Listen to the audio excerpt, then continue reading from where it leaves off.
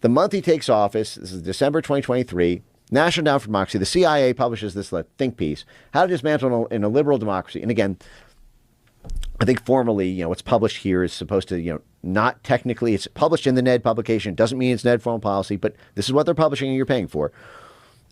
So they're saying, listen, it's not an autocracy in Poland. Unfortunately, we can't call it a dictator like Putin or the CCP. It's democracy because the people voted for it and they won fair and square, but it's illiberal democracy because the democratic institutions, are not having their way.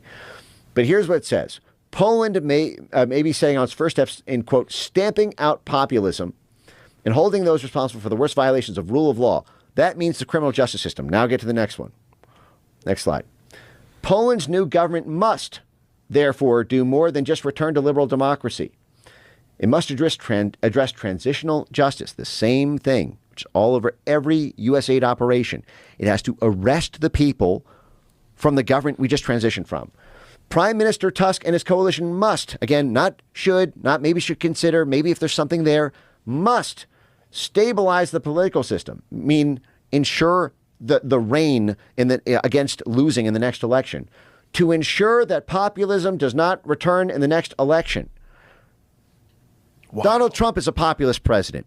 Bolsonaro is a populist president. Marine Le Pen is populist in France. Matteo Salvini is populist in Italy. The Vox Party is This is State Department and USAID policy everywhere. And this is a direct order that in order to make sure you win the next election, and we don't need to keep funding you or lending our soft power apparatus to prop you up, arrest these people so they can't run against you again. Go to the next one. It's not just telling them that you must do it if you want to get USAID support, like the Ukraine, Ukraine Burisma loan type thing. But here's what it says. The new government should therefore focus attention on whether and how suspected criminals can be punished. At present, there are a number of cases that should be tried immediately. The chutzpah, the frigging chutzpah. This is a foreign, as far as the Polish people are concerned, this is a foreign government.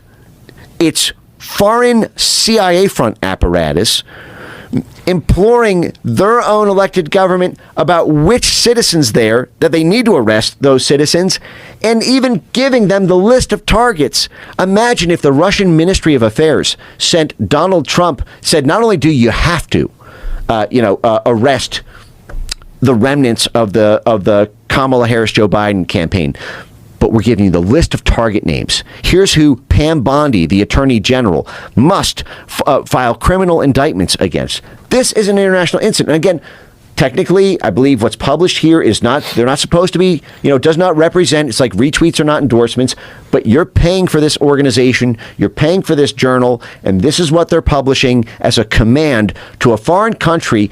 This was a Trump ally, by the way, the PiS party, which is another part of this. NED is doing a boomerang attack. By preventing PiS's popularity in Poland, they do a boomerang attack against the foreign policy international coalition that Trump has. So here are the cases. These include the 2015 appointment of judges. Arresting people for appointing judges. Here's another one. To arrange a supposedly unconstitutional presidential election by mail-in voting during the pandemic. WTF? We hate mail. It was practically a crime to not support mail-in voting with the National Endowment for Democracy here, but over there, they're saying it's a crime to have done it. And then arrange a supposedly unconstitutional presidential election by mail-in voting during the pandemic. Wow. Yes.